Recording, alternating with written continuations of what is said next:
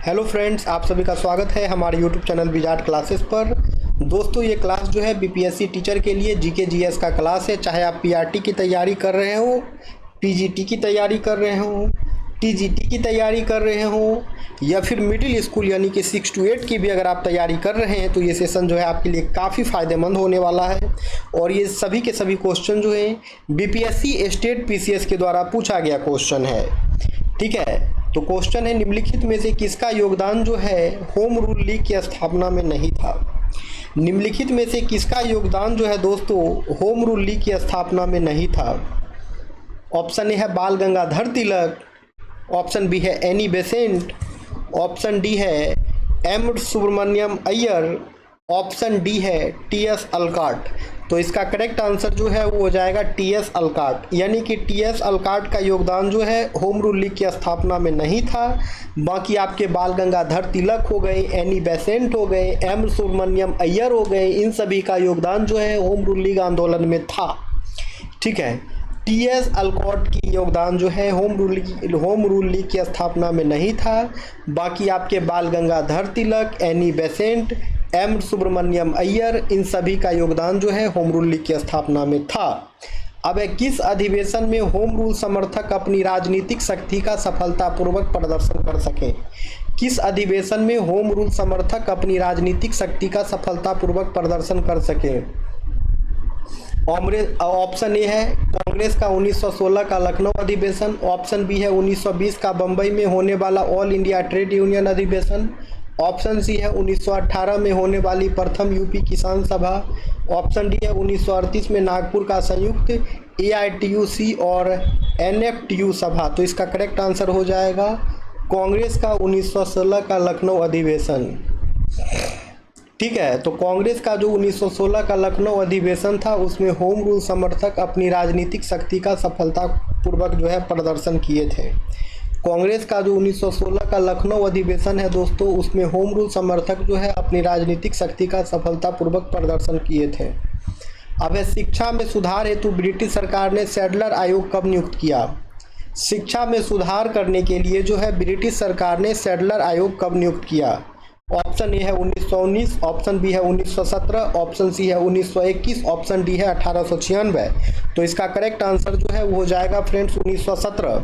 इसका correct answer जो है वो हो जाएगा फ्रेंड्स 1917, यानी कि शिक्षा में सुधार हेतु जो है ब्रिटिश सरकार ने सैडलर आयोग 1917 में नियुक्त किए थे।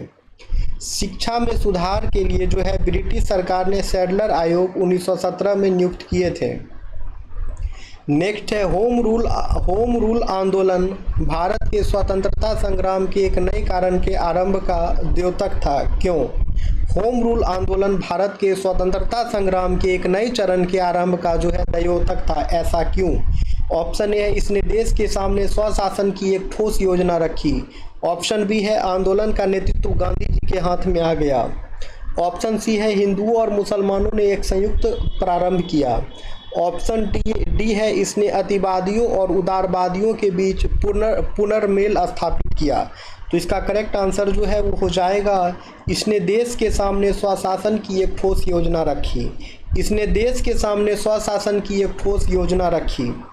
ठीक है, होम रूल आंदोलन भारत के स्वतंत्रता संग्राम के नए चरण के आरंभ का द्योतक था, क्योंकि इसने देश के सामने स्वशासन की एक ठोस योजना रखी।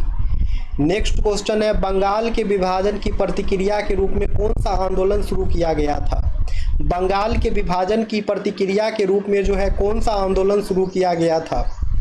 ऑप्शन ए है असहयोग आंदोलन, ऑप्शन बी है सविनय अवज्ञा आंदोलन, ऑप्शन सी है स्वदेशी आंदोलन, ऑप्शन डी है पूर्ण स्वराज आंदोलन।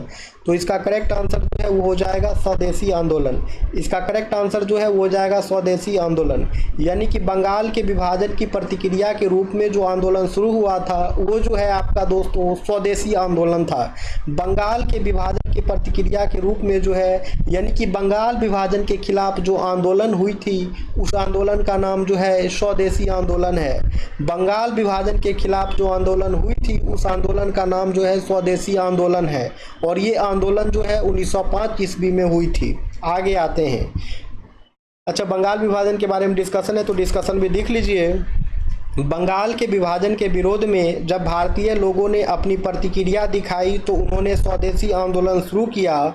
इस आंदोलन का उद्देश्य था ब्रिटिश शासन के विरुद्ध बंगाल के विभाजन को विरोध करना। इसके अंतर्गत लोगों ने विदेशी वस्त्रों का विरोध किया, स्वदेशी उत्पादों का उपयोग किया और ब्रिटिश साम्राज्य के विरोध में विभिन्न प्रकार के आंदोलन किए। अब है ये क्वेश्चन, जो नेक्स्ट क्वेश्चन है ये हमारे सेशन का दोस्तों, ये क्वेश्चन जो है हमारे सेशन का लास्ट क्वेश्चन है, ठीक है। और इसका आंसर जो है आप लोगों को कमेंट सेक्शन में कमेंट्स करना है। क्वेश्चन ये है, नोआखली काल में जो है महात्मा गांधी के सचिव कौन थे? नोआखली काल में जो है महात्मा गांधी के सचिव कौन थे?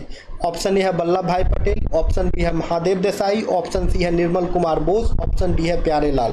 तो इसका करेक्ट आंसर क्या होगा? उसका आंसर जो है आप लोग को कमेंट सेक्शन में कमेंट्स करना है दोस्तों। तो हम लोग मिलते हैं फिर कल की क्लासेस में।